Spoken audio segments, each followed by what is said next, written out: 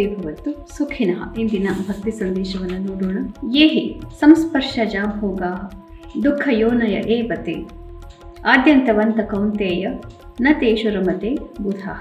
ಈ ರೀತಿಯಾಗಿ ಸಂಸ್ಪರ್ಶ ಅಂತಂದ್ರೆ ಯಾವುದೋ ಒಂದು ರೀತಿಯ ಸಂಬಂಧದಿಂದ, ಅದು ಮಾನಸಿಕವೇ ಇರಬಹುದು, ದೈಹಿಕವಾಗಿರಬಹುದು.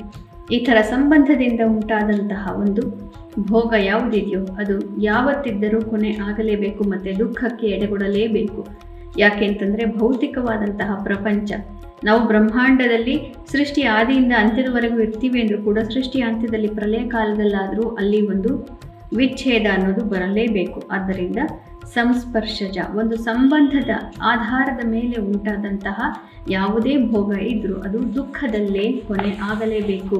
ಆದ್ದರಿಂದ ಅವುಗಳನ್ನು ನಮ್ಮ ಸಂತೋಷದ ಮೂಲ ಅಂತ ಬುದ್ಧಿವಂತರು ಯಾವತ್ತೂ ಕೂಡ ತಿಳಿಯೋದಿಲ್ಲ. ಇಂದು ಶ್ರೀ ವಿಶ್ವಾವಸು ನಾಮ ಸಂವತ್ಸರೆ ಉತ್ತರಾಯಣೆ ಶಿಶಿರ ಋತವು ಫಲ್ಗುಣ ಮಾಸೆ ಶುಕ್ಲ ಪಕ್ಷ. ಇಂದು 19ನೇ ತಾರೀಕು ಗುರುವಾರ, ದ್ವಿತೀಯ ತಿಥಿ ಮತ್ತು ಇಂದು ಪೂರ್ವಭಾದ್ರ ನಕ್ಷತ್ರ. ಇಂದಿನ ಭವಿಷ್ಯವನ್ನು ನೋಡೋಣ. ಪೂರ್ವ ಭಾದ್ರಪದ ನಕ್ಷತ್ರದ ಅಧಿಪತಿ ಮುಂಚೆನೂ ನಾವು ಹೇಳಿದ್ದೇವೆ, ನಮಗೆ ತಿಳಿದಂತೆ ಇದರ ಅಧಿಪತಿ ಗುರು. ಆದ್ದರಿಂದ ಇವತ್ತು ಎಲ್ಲರಿಗೂ ಕೂಡ ಬೇರೆಯವರಿಗೆ ಒಳ್ಳೆಯದನ್ನು ಮಾಡಬೇಕು ಅನ್ನುವಂತಹ ಒಂದು ಬಹಳನೇ ಮನೋಸ್ಥಿತಿಯಲ್ಲಿ ಒಂದು ಆಸೆ ಇರುತ್ತೆ. ಅದನ್ನು ನಾವು ಬೇರೆಯವರಿಂದಲೂ ನಮಗೆ ಇದನ್ನೇ ಅವರು ಇಚ್ಛಿಸ್ತಾ ಇದ್ದಾರೆ ಅನ್ನೋದನ್ನು ನಾವು ಅರ್ಥ ಮಾಡಿಕೊಂಡು ನಾವು ವ್ಯವಹಾರಗಳನ್ನು ಮಾಡಬೇಕಾಗುತ್ತೆ. ಬೇರೆಯವರಿಗೆ ಒಳ್ಳೆಯದೇ ಮಾಡಿ ಅವರು ಮಾಡ್ತಾ ಇರೋದ್ರಲ್ಲಿ ಇರುವ ಒಳ್ಳೆಯದನ್ನು ಇವತ್ತು ಗ್ರಹಿಸಬೇಕು. ಮೇಷರಾಶಿಯವರಿಗೆ ಇಂದು ಅತ್ಯುತ್ತಮವಾದಂತಹ ದಿವಸ. ಮನಸ್ಸಿಗೆ ನೆಮ್ಮದಿ ಪ್ರಾಪ್ತಿಯಾಗುತ್ತೆ, ಇಷ್ಟಾರ್ಥ ಸಿದ್ಧಿ, ಬಂಧು ಮಿತ್ರರಿಂದ ಇವತ್ತು ಧನಾಗಮ, ಸಂತೋಷ. ವೃಷಭ ರಾಶಿಯವರಿಗೆ ಕಾರ್ಯಕ್ಷೇತ್ರದಲ್ಲಿ ಅತಿ ಹೆಚ್ಚಿನ ಯಶಸ್ಸು ಮತ್ತು ಇವತ್ತು ಗೌರವ ಸನ್ಮಾನಾದಿಗಳು ಕೂಡ ಸಾಧ್ಯತೆ ಇದೆ. ಮಿಥುನ ರಾಶಿಯವರಿಗೆ ಭಾಗ್ಯೋದಯವಾಗುತ್ತೆ, ಮನಸ್ಸಿಗೆ ನೆಮ್ಮದಿ ಪ್ರಾಪ್ತಿ. ಹಿಂದಿನ 4-5 ದಿನಗಳಲ್ಲಿದ್ದಂತಹ ಎಲ್ಲ ವ್ಯಥೆಗಳಿಂದ ಇವತ್ತು ನಿಮಗೆ ಮುಕ್ತಿ ಪ್ರಾಪ್ತಿ. ಕರ್ಕ ರಾಶಿಯವರಿಗೆ ಸ್ವಲ್ಪ ಕಷ್ಟಕರವಾದಂತಹ ದಿವಸ. ನಿಮ್ಮ ಪ್ರೀತಿ ಪಾತ್ರದಿಂದ ನಿಮಗೆ ಬೇಕಾದಂತಹ ಸಹಕಾರ ಪ್ರಾಪ್ತಿಯಾಗದೆ ಹೋಗಬಹುದು, ಆದ್ದರಿಂದ ಮನಸ್ಸಿಗೆ ಸ್ವಲ್ಪ ಕ್ಲೇಶ. ಸಿಂಹ ರಾಶಿಯವರಿಗೆ ಉತ್ತಮವಾದಂತಹ ದಿವಸ, ಮನಸ್ಸಿಗೆ ನೆಮ್ಮದಿ, ಎಲ್ಲ ರೀತಿಯಿಂದ ಸಹಕಾರ ನಿಮ್ಮ ಪ್ರೀತಿ ಪಾತ್ರದಿಂದ ಕೂಡ ಪ್ರಾಪ್ತಿಯಾಗ್ತಾ ಇದೆ.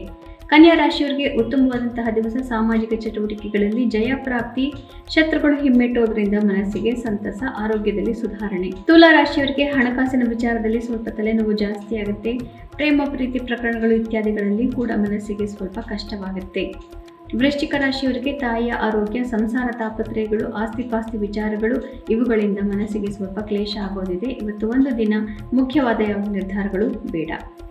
ಧನು ರಾಶಿಯವರಿಗೆ ಉತ್ತಮವಾದಂತಹ ದಿವಸ, ಮನಸ್ಸಿಗೆ ನೆಮ್ಮದಿ, ಮಾಧ್ಯಮಗಳಲ್ಲಿರೋರಿಗಂತೂ ಕಾರ್ಯಕ್ಷೇತ್ರದಲ್ಲಿ ಅತಿ ಹೆಚ್ಚಿನ ಪ್ರಗತಿ, ಬಂಧು ಬಾಂಧವರಿಂದ ಮತ್ತು ಅಣ್ಣ ತಮ್ಮಂದಿರಿಂದ ಮನಸ್ಸಿಗೆ ನೆಮ್ಮದಿ ಪ್ರಾಪ್ತಿ. ಮಕರ ರಾಶಿಯವರಿಗೆ ಸಂಸಾರದ ವಿಚಾರಗಳಲ್ಲಿ ಹೆಚ್ಚಿನ ಗಮನವನ್ನು ಕೊಡಬೇಕಾಗುತ್ತೆ. ಸಂಸಾರದಲ್ಲಿ ನಿಮ್ಮ ಪ್ರೀತಿ ಪಾತ್ರರಿಂದ ಇವತ್ತು ನಿಮಗೆ ಅತಿ ಹೆಚ್ಚು ಸಹಕಾರ ಪ್ರಾಪ್ತಿ ಆಗೋದಿದೆ, ಅದನ್ನು ಸರಿಯಾದ ರೀತಿಯಲ್ಲಿ ಗ್ರಹಿಸಿ ಮುಂದೆ ಬರೆಯಬೇಕಾಗುತ್ತೆ.